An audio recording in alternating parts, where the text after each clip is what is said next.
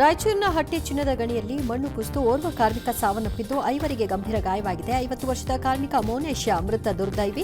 ಅಧಿಕಾರಿಗಳ ನಿರ್ಲಕ್ಷ್ಯಕ್ಕೆ ಕಾರ್ಮಿಕರು ಆಕ್ರೋಶವನ್ನು ವ್ಯಕ್ತಪಡಿಸಿದ್ದಾರೆ.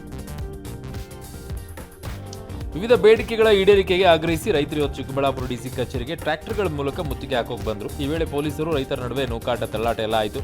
ಕೊನೆಗೆ ರೈತರು ಹಸುಗಳೊಂದಿಗೆ ಜಿಲ್ಲಾಡಳಿತ ಭವನಕ್ಕೆ ನುಗ್ಗಿನೇ ಪ್ರತಿಭಟನೆ ನಡೆಸಿಬಿಟ್ರು. ರಾಜ್ಯ ಸರ್ಕಾರದ ವಿರುದ್ಧ ಆಕ್ರೋಶವನ್ನು ವ್ಯಕ್ತಪಡಿಸಿದರು. ಚಿಕ್ಕಮಗಳೂರು ಕೆಡಿಪಿ ಸಭೆಯಲ್ಲಿ ಕುರ್ಚಿ ಕದನ. ಕಾಂಗ್ರೆಸ್ ಶಾಸಕ ಆನಂದ್ ವೇದಿಕೆ ಮೇಲೆ ಕೂರೋದಕ್ಕೆ ಮುಂದಾದಾಗ ಸಿಟಿ ರವಿ ಆಕ್ಷೇಪಿಸಿದ್ರಂತೆ. ಇದಕ್ಕೆ ಆನಂದ್ ಕೂಡ ಕೌಂಟರ್ ಕೊಟ್ಟು ಪರಿಷತ್ ಸದಸ್ಯ ಸ್ಥಾನ ಸಾಂವಿಧಾನಿಕ ಹುದ್ದೆ ಅಲ್ಲ ಅಂತ ಹೇಳಿದ್ದಕ್ಕೆ ಸಿಟ್ಟಾಗಿದ್ರಂತೆ ಸಿಟಿ ರವಿ.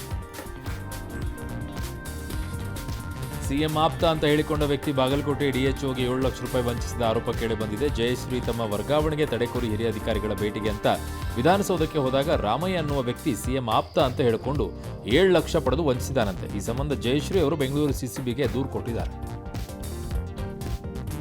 ಬೆಳಗಾವಿಯಲ್ಲಿ ಸಂಚಲನ ಮೂಡಿಸಿದ ಭ್ರೂಣ ಹತ್ಯೆ ಪ್ರಕರಣದ ಆರೋಪಿ ಅಬ್ದುಲ್ ಜಾಮೀನಿನ ಮೇರೆಗೆ ಜೈಲಿನಿಂದ ಹೊರಗೆ ಬಂದಿದ್ದಾನೆ. ಆದರೆ ನಕಲಿ ವೈದ್ಯನನ್ನ ಸೋಮವಾರಪೇಟೆಯ ಗ್ರಾಮಸ್ಥರು ಅದ್ದೂರಿಯಾಗಿ ಸ್ವಾಗತ ಮಾಡಿದ್ದಾರೆ. ಸದ್ಯ ಸೋಷಿಯಲ್ ಮೀಡಿಯಾದಲ್ಲಿ ಭಾರೀ ಆಕ್ರೋಶಕ್ಕೆ ಕಾರಣವಾಗಿದೆ. ಹಾವೇರಿ ಜಿಲ್ಲೆಯ ವಸತಿ ಶಾಲೆಯಲ್ಲಿ ಶಿಕ್ಷಕನ ಕುಟುಂಬದ ಕಿರುಕುಳಕ್ಕೆ ಬಲಿಯಾಗಿದ್ದ ವಿದ್ಯಾರ್ಥಿನಿ ಶವವನ್ನು ಸಮಾಧಿಯಿಂದ ತೆಗೆದು ಮರಣೋತ್ತರ ಪರೀಕ್ಷೆಯನ್ನ ಮಾಡಿದ್ದಾರೆ. ಶಿಕ್ಷಕನ ಕುಟುಂಬ ನೀಡಿದ್ದ ಕಿರುಕುಳದ ಬಗ್ಗೆ ವಿದ್ಯಾರ್ಥಿನಿ ಬರೆದಿಟ್ಟಿದ್ದ ಡೆತ್ ನೋಟ್ ಹೊರಬಂದ ಬೆನ್ನಲ್ಲೇ ಪೊಲೀಸರು ಸುಮೋಟೋ ಕೇಸನ್ನು ದಾಖಲಿಸಿಕೊಂಡಿದ್ದರು. ಅಮೇಥಿಯಲ್ಲಿ ಸೋತ ಸ್ಮೃತಿ ಇರಾನಿ ಸರ್ಕಾರಿ ಬಂಗ್ಲೆಯನ್ನ ತೊರೆದಿದ್ದಾರೆ. ಈ ಹೊತ್ತಲ್ಲಿ ಆಕೆಯ ಬಗ್ಗೆ ಕಮೆಂಟ್ಗಳನ್ನ ಮಾಡಿದ್ದಾರೆ. ಇದನ್ನ ರಾಹುಲ್ ಆಕ್ಷೇಪಿಸಿ ಜೀವನದಲ್ಲಿ ಗೆಲುವು ಸೋಲು ಸಾಮಾನ್ಯ, ಸ್ಮೃತಿ ಇರಾನಿ ಮನಸ್ಸಿಗೆ ನೋವಾಗುವ ರೀತಿ, ಅವಮಾನಿಸುವ ರೀತಿ ಮಾತನಾಡಬೇಡಿ ಅಂತ ಮನವಿ ಮಾಡಿದ್ದಾರೆ.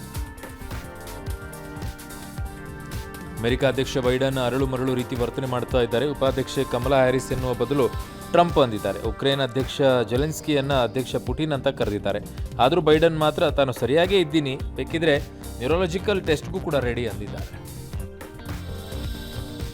ಜಪಾನ್ನಲ್ಲಿ ರೂಪಿಸಿದ ಕಾನೂನೊಂದು ಚರ್ಚೆಗೆ ಗ್ರಾಸವಾಗಿದೆ. ನಿತ್ಯ ಎಲ್ಲ ಪ್ರಜೆಗಳು ನಗಬೇಕು ಅಂತ ಕಾನೂನನ್ನ ಎಮಗಟ್ಟ ಸ್ಥಳೀಯ ಆಡಳಿತ ತಂದಿದೆ. ಇದಕ್ಕೆ ರಾಜಕೀಯವಾಗಿ ಆಕ್ಷೇಪಗಳು ವ್ಯಕ್ತವಾಗಿದೆ. ಕೆಲವರಿಗೆ ವೈಯಕ್ತಿಕ ಕಾರಣಗಳಿಂದ ನಗೋಕ್ಕಾಗಲ್ಲ. ಈ ಆದೇಶ ಅಂಥವರ ಮೇಲೆ ವ್ಯತಿರಿಕ್ತ ಪರಿಣಾಮ ಬೀರುತ್ತೆ ಅಂತ ಜಪಾನ್ ಕಮ್ಯುನಿಸ್ಟ್ ಪಾರ್ಟಿ ಹೇಳಿದೆ.